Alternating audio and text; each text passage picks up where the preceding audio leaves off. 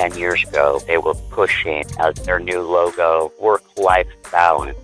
Where is the work-life balance? They want their employees to be enslaved to them at all times.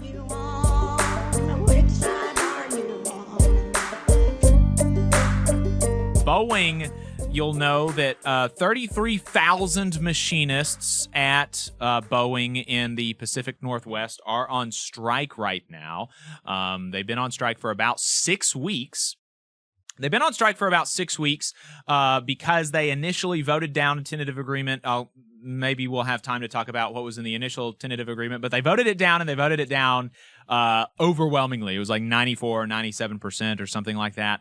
And so they went on strike, and the union has been pretty aggressive about trying to get more, and they were able to pretty significantly increase the original offer, and they got a new tentative agreement that was released to the members on October the 19th. And here's their announcement about that. They said, with the assistance of Secretary of Labor Julie Su, the updated proposal between the union and Boeing includes several key improvements aimed at resolving the strike. In addition to what was offered in the rejected September 12 offer, here's a breakdown of the key elements.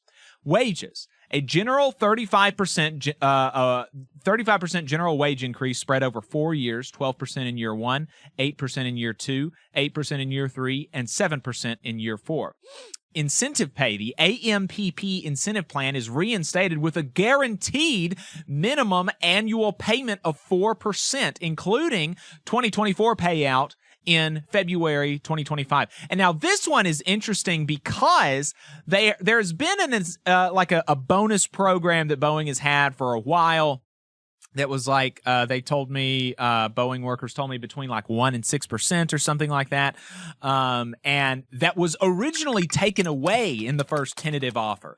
And so the first tentative offer was something like 25%, but they took away those bonuses, and so it was really even significantly less than 25%. And so getting a higher general wage increase and these annual bonuses back, that was a pretty big deal, I think.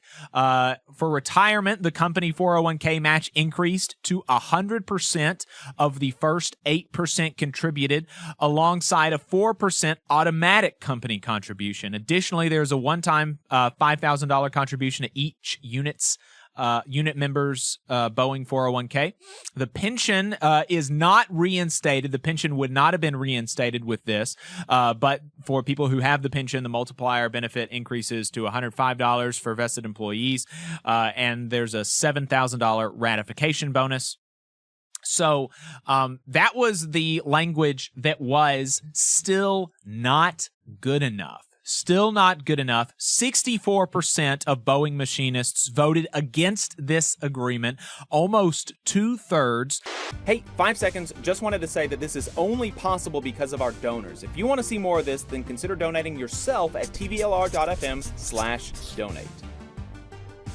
And so they're back at the bargaining table now. And there have been some business analysts that have been talking about how Boeing is really running out of runway. You know, a lot of the reason that Boeing machinists are so kind of fed up and they're willing to knock down these tentative agreements that maybe in other situations and other times would be acceptable is because they have gone about 10 years without a real raise. And in the last time that they negotiated a contract, I think back in like 2011 or something like that, you know, Boeing really had the upper hand, and they were making moves about, and they were actually publicizing talks that they were having with legislators and governors and things like that in other southern non-union states to try to scare the union. And that's one of the reasons that in 2011, I think it was, the union was willing to give up the pension. And now there was some kind of tricky stuff going on with the voting, and they held the vote when some people were like out of town or something like that. I can't remember exactly the specifics, but there was some kind of controversy around the way that the vote happened. But nevertheless, you know, the vote was, we accept this contract that doesn't have the pension in it anymore. And but the, you know, the business analysts that I've been reading are like, it's totally reversed now. The workers really have a lot of leverage here, and it's difficult to see how Boeing gets out of this without continuing to significantly increase on the latest offer. And when I was talking to Renfro, the NALC president, the Machinists president, John Holden, has really been,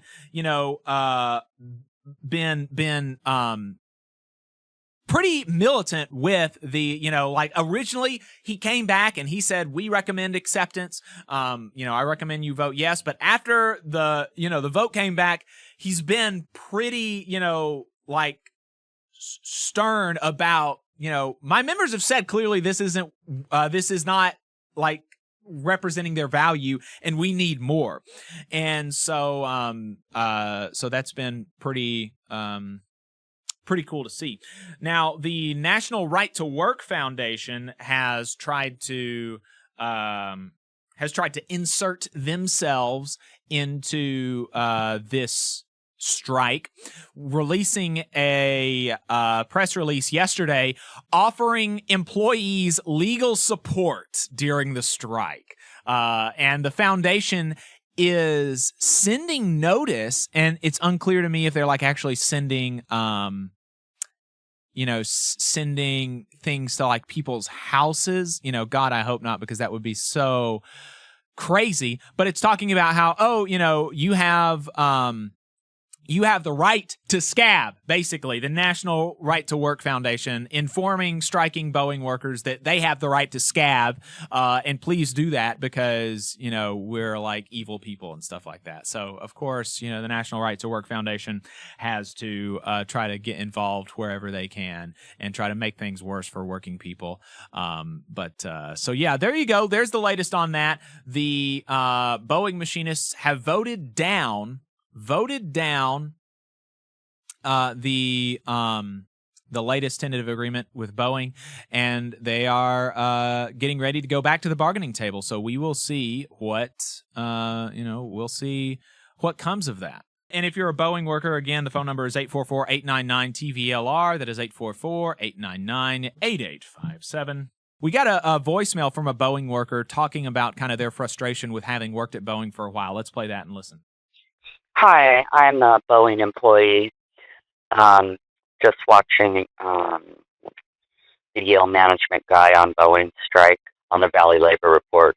He asked for people to call in for feedback. One of the huge issues for Boeing employees is absolutely no work-life balance. Boeing employees get 2 weeks of vacation for the first 5 years. The very first year, they get 0 vacation until their full year has been completed. And then from years 6 to 10, they get, instead of 10 days, they get 11 days. And from years 11 to 16, they get 15 days. It actually takes a Boeing employee 25 years invested into the company before they reach the 4-week mark for vacation. It is absolutely pathetic, and Boeing should be ashamed, especially of their employees. And I remember maybe 10 years ago, they were pushing as their new logo, work-life balance. Where is the work-life balance? They want their employees to be enslaved to them at all times. And this is beside the whole designation concept. Boeing can designate their employees to work their weekends. And if they have any vacation or sick time, they can opt to use that instead of being designated for work. But this does not allow for any family planning, any vacation type of activities. You can't plan a weekend with your family without it being completely put down, squandered, ruined by Friday morning. People can be designated for the weekend work as late as halfway through their shift on Friday. discuss it. There's a lack of respect everywhere, and it's constant. All right, folks, there you go. So we'll keep an eye on this Boeing situation and keep calling in, letting us know how how you're feeling about it if you're a Boeing employee.